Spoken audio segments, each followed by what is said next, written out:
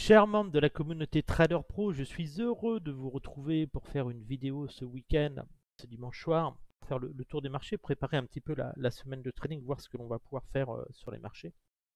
Je vous rappelle que vous avez accès à la communauté Trader Pro, notre Facebook, c'est sur, il suffit de s'inscrire, c'est entièrement gratuit. Vous allez plus avoir des analyses stratégiques, économiques, voilà, c'est plus on argumente un peu, on explique ce que l'on fait en trading et pourquoi on le fait, à quoi on s'attend sur l'économie. Vous avez aussi pour échanger avec moi le Facebook Trader Pro, mais aussi le Twitter où vous pouvez aussi venir tweeter avec moi sur le Twitter Trader Pro.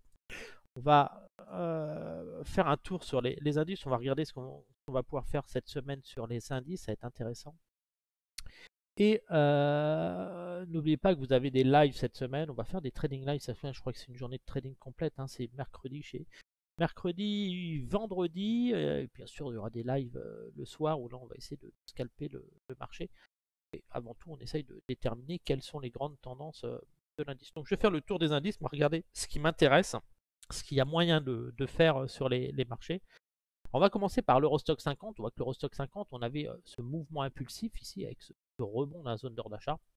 Le potentiel reste les 5369 points. Cette zone, c'est une zone qui m'intéressera pour si elle était ralliée pour vendre le marché. Pour l'instant, on est en train d'essayer de tester les plus hauts. On peut revenir aussi dans cette zone encore. Voilà.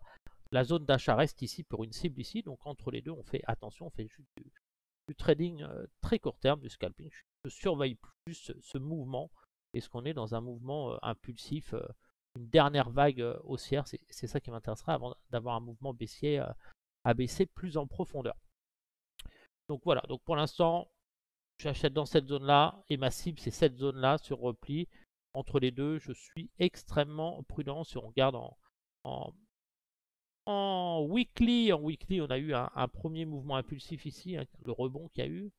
On a rebondi dans la zone d'or. On n'a pas touché encore. On reste sous l'influence de ce mouvement.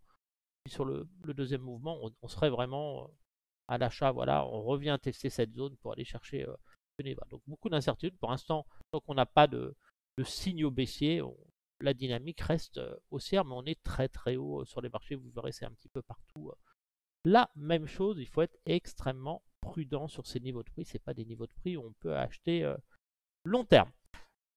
Le CAC 40, plus fragile, le CAC 40 a eu ce mouvement impulsif baissier, là, et puis on a encore une pression vendeuse. La zone d'or d'achat n'arrive pas à pousser. Donc, les acheteurs sont dans cette zone, ils cherchent à rallier ce niveau-là. Et puis on a une zone de pression vendeuse ici. On a les vendeurs qui vendent cette zone ici, cette zone-là. Ici, on voit que la zone de vente est vendue pour aller chercher la sell-side liquidité ici. Donc voilà, prudence, on est vraiment dans une phase d'incertitude. Voilà, donc je resterai plus lent. Les achats se tendent quand même dans cette zone pour ceux qui veulent viser les 8600 points. Et à la vente, on cherchera des niveaux supérieurs. Le DAX fera gros mouvement impulsif sur le DAX. On voit qu'il n'est pas revenu tester la zone d'or d'achat. Malgré tout, il est dans cette impulsion.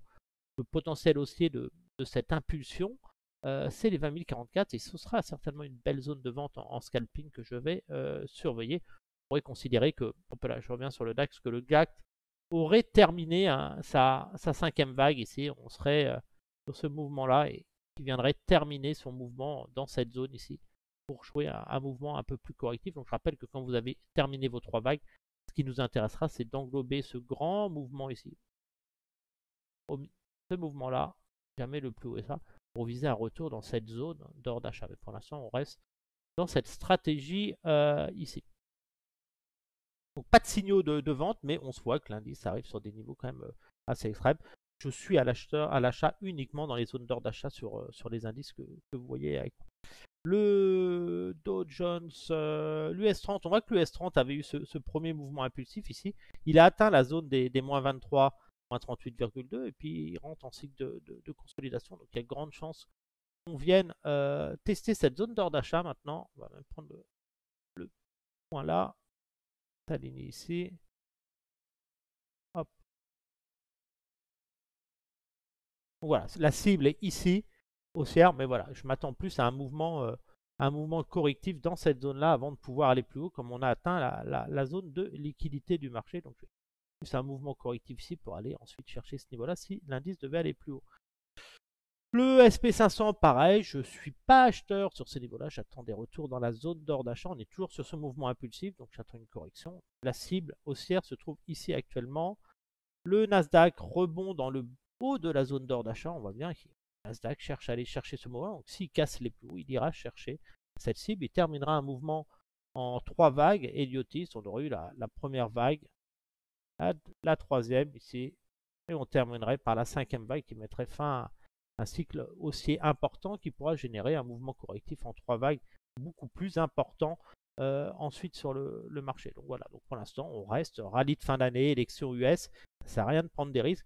On a des mouvements correctifs sur le plus court terme, je joue des mouvements correctifs en scalping, hein, vous avez vu, je fais des ventes, des achats, je travaille le marché, je suis sur des niveaux extrêmes, même si on peut aller plus haut. Il faut être extrêmement prudent, la zone d'achat sécure moyen terme, long terme se trouve ici actuellement. Donc pas de précipitation sur cet indice, sur ces niveaux de prix. Pareil sur cet indice, on est sur un mouvement impulsif. La cible, c'est ce niveau-là. Pour l'instant, on reste. On voit que la zone d'achat ici, c'est ici que les acheteurs se positionnent pour viser les 2400 points.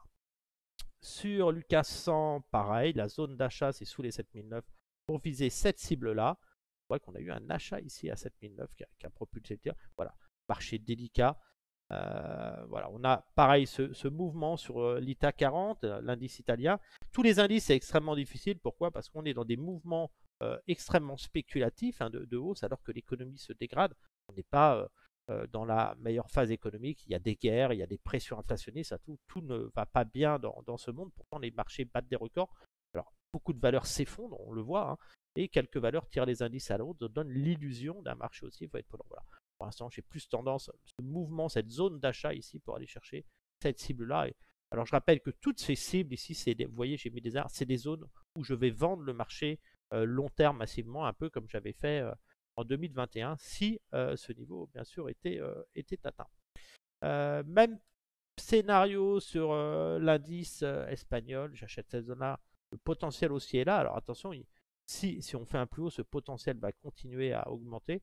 On voit que déjà le premier potentiel avait été atteint sur ce mouvement impulsif. Vous voyez, on l'avait complètement explosé. On est dans un mouvement assez puissant quand même. Enfin, je cherche à faire 3 vagues sur cet indice. Je surveillerai les tendances de fond. Mouvement haussier sur l'indice net 25. On voit, hop, on est parvenu tester cette zone. On a eu un départ haussier qui a été avorté. Donc voilà, cette zone reste toujours la zone d'actualité d'aller chercher des achats dans cette zone pour chercher des accélérations dans cette zone-là qui offrira un très beau niveau de vente long terme aussi. Le Japon, marché particulier, on a vu, on a eu une vague haussière, deuxièmement, et puis là on a eu ce crack sur le Japon qui est venu retester cette droite de tendance. On voit que cette zone d'achat reste une zone d'achat stratégique pour aller chercher ce niveau-là. C'est compliqué quand même parce qu'on a quand même une grosse pression vendeuse. Donc je suis extrêmement inquiet sur le Japon. Prudence. De toute façon, pas d'achat sur le Japon en dehors de la zone d'achat. On n'achète pas sur ces niveaux de prix. Pareil pour l'indice suisse. L'indice suisse, je ne serais pas surpris qu'on aille chercher la buy side liquidité ici, cette zone ici. Voilà, faire des replis dans cette zone pour aller chercher ces mouvements-là. On achète toujours sur repli. L'indice brésilien, on a eu des beaux mouvements sur l'indice brésilien. On a eu ce premier mouvement impulsif ici. On voit, on a atteint la sell side, la buy side liquidity, je veux dire ici. Et là, on est dans, donc ici, cette zone a certainement un beau niveau pour prendre des bénéfices. Peut-être shorter aussi l'indice sur des signaux plus courts, genre horaire, 15 minutes, sur des beaux signaux avec des stop win placés. Le Brésil, il consolide dans cette zone d'achat. Voilà, c'est un indice qui serait assez tentant d'acheter. On voit, il a testé à ces niveaux-là pour aller chercher ce niveau supérieur. L'indice chinois, toujours en phase de consolidation. On voit que l'indice cherche à revenir dans la zone d'or d'achat. On n'achète pas les excès haussiers, on achète les replis dans la zone d'or pour aller chercher cet objectif suivant. Donc voilà, donc pour l'instant, pas de grand marché baissier, pas de signe baissier fort. On voit qu'on attend des phases de consolidation. La U200, gros mouvement impulsif, la zone d'achat ici, le potentiel haussier ici actuellement.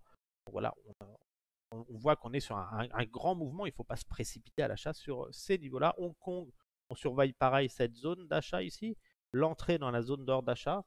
Intéressant, alors je rappelle que quand on achète une zone comme ça, on met un ordre ici, on lisse son prix en 3 ordres, voire 5 ordres, pour aller chercher ensuite une propulsion au-dessus de la zone d'or d'achat, mettre des stop win et aller chercher le take profit sur les parties supérieures. Ah, intéressant, on voit que le SG20 a atteint zone d'achat ici. On voit que la zone d'or d'achat parfaitement fonctionné. On est dans la zone de take profit à proximité d'une droite de tendance. Donc là, le scénario maintenant est terminé ici. On va pouvoir décaler cette zone d'or d'achat ici, la nouvelle zone d'or ici. Donc il faut s'attendre à une phase de prise de bénéfices sur le marché, un repli en direction de cette zone-là. Peut-être des opportunités de vente sur cet indice. On voit que la zone d'or d'achat se décale ici. Allez, c'est là. Et là, on va, nouvelle zone de take profit se trouvera dans cette zone. Si on casse sur cette droite de tendance, un repli à surveiller. L'indice vietnamien, toujours pas de consolidation. Je reste à l'achat sur cet indice dans cette zone pour viser ce niveau-là. Je rappelle que c'est sur des graphiques mensuels. Il y a bien sûr des opportunités sur des unités plus courtes, mais ça vous donne une vision un petit peu des grands niveaux du marché. C'est ça que j'essaye de partager avec vous. La UT20, ma zone d'achat reste ici. Je vais remettre une alerte. N'hésitez pas à placer des alertes sur les indices qui vous permettent d'être prévenus quand vous arrivez dans des zones stratégiques où il est judicieux de se placer. On voit les achats. On n'a pas réussi à atteindre cette zone, donc on reste dans cette zone corrective pour l'instant. Le W20, il rentre dans la zone d'achat. Ça va être intéressant de surveiller cet indice. On va le repositionner. Hop là, je vais surveiller. Je vais mettre une petite alerte quand même sur prix pour être prévenu. On voit qu'on a touché sur cet indice, c'est normal, on est en correction. On a touché, regardez, cette zone de liquidité ici. Ici, on a cassé cette droite de tendance. On va pouvoir la supprimer. Ce qui va nous intéresser maintenant, c'est vraiment cette zone ici. Donc voilà, le scénario qui pourrait se produire pour les acheteurs, c'est d'aller chercher consolidation ici pour aller former un peu une tête à épaule inversée et aller chercher cette zone de liquidité plus loin. L'indice chinois, on rentre dans notre zone d'achat ici, c'est assez intéressant. On va remettre une alerte ici qui va m'intéresser sur les 60. Ici, on vient acheter dans cette zone pour aller chercher ce niveau supérieur. L'opportunité de cette droite de temps, il faudra pour ça que la Chine améliore un petit peu son économie et rassure les marchés. Vous avez toute l'actualité économique financière que je partage sur mes articles sur le Facebook Trader Pro. Qu'est-ce qu'on a d'autre? On avait, oui, j'ai partagé avec vous les listes des valeurs que je surveille dans mes portefeuilles. Ce sont les valeurs que je favorise à l'achat. Je n'achète pas tout et n'importe quoi sur les marchés. Je n'achète que certaines valeurs. On voit par exemple Apple, j'achète à 200. Nvidia, j'achète sur les 91. On voit que Nvidia ici est toujours dans une grosse phase haussière sur le titre. La zone de liquidité, de prise de bénéfice est ici, mais je rappelle que j'attends toujours une correction avant d'aller ici. Comme sur Apple, ma zone d'achat ici pour aller chercher ces niveaux-là sur le plus long terme. C'est que des valeurs de qualité, des valeurs qui ont très peu de chances de faire faillite, des très belles valeurs. Ça ne sert à rien d'aller vous positionner en trading sur des valeurs spéculatives et tout. Pourquoi s'embêter quand on peut être sur du Berkshire Hathaway et pouvoir en acheter ici pour vendre ici? Regardez, vous ne vous embêtez pas. Ce n'est pas des valeurs qui vont disparaître demain comme du Google. Voilà, Google, on va Google, il y a eu des achats sur ces niveaux-là, donc c'est une zone d'achat intéressante pour aller chercher les 208 aussi. Johnson & Johnson, toujours pareil, très belle valeur.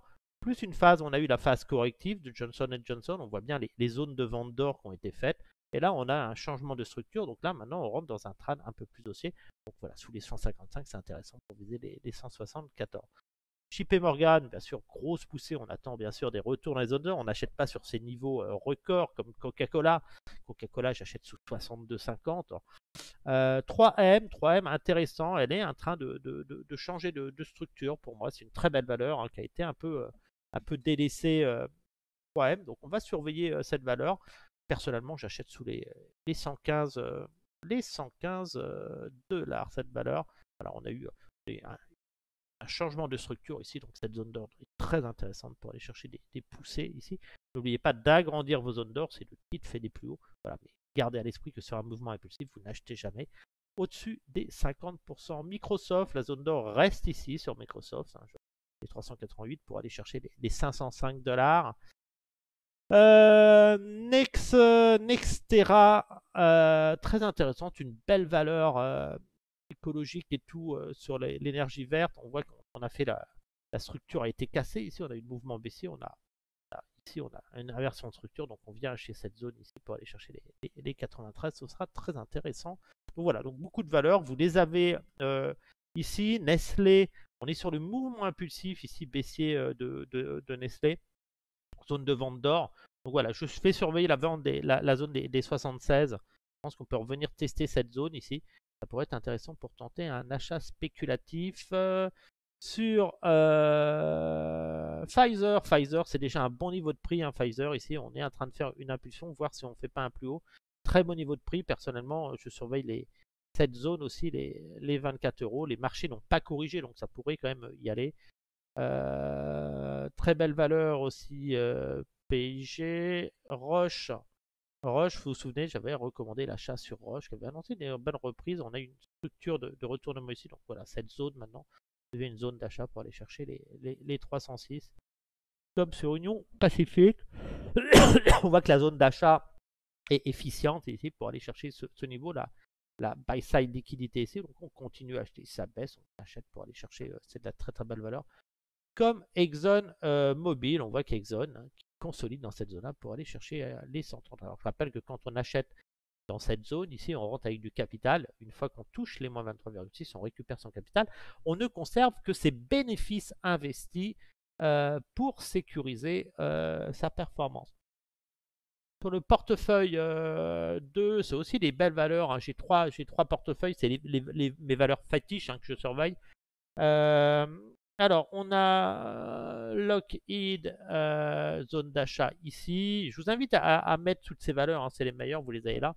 On va pas faire le tour de toutes ces valeurs. On voit qu'Adobe, par exemple, on est sur un mouvement impulsif, on est dans la zone de vente Adobe. Ici, on a des zones de vente, on va venir chercher ce niveau-là. Adobe, voilà, sous les 385, ça va être vraiment le gros niveau intéressant du poussé ici. Pour ensuite aller chercher les 723, ce sera très intéressant. Vous retrouvez toutes ces valeurs en dessous, là vous avez la liste. Je vous invite à les mettre. Et vous avez aussi des valeurs aussi françaises pour ceux qui aiment les meilleures valeurs. Vous devez trader que ces valeurs-là. Vous avez un Pernod Ricard qui est là, qui n'est pas là par hasard. Mais voilà, vous gardez ces valeurs qui sont extrêmement intéressantes. On voit qu'AXA, la zone d'achat était ici, hein, tous les 30 dans la zone d'or d'achat de ce mouvement impulsif pour aller chercher les moins 23. LVMH, ça commence à être intéressant, LVMH, parce que regardez, vous touchez les moins 23 ici de ce mouvement impulsif. Donc vous avez un rebond technique en direction des 774 à prévoir. Par contre, je ne serais pas surpris de voir le titre aller sous les 465 $. Ensuite, voilà. Pour le petit tour des marchés, peu de choses. Le marché reste extrêmement puissant à l'achat. Le Nasdaq, on va surveiller. Je rappelle, on va faire du trading sur le Nasdaq. On va surveiller les zones. On voit qu'on est dans la zone d'achat ici pour aller chercher cette zone. Sur le Nasdaq, on a la pression vendeuse d'une zone de vente ici. On va surveiller le Nasdaq en trading live. On va voir ce qui sera possible de faire. Sur ce, je vous souhaite à tous une excellente fin de week-end, un bon dimanche, bonne soirée. Voilà, je voulais vous proposer dans cette vidéo surtout la liste des valeurs. Voilà, restez sur des valeurs de qualité, n'allez pas vous répandre sur des valeurs de basse qualité sur les marchés. Gardez des valeurs solides, robustes, c'est celles que je vous ai montrées dans mes listes de trading. Sur ce, je vous souhaite une excellente soirée.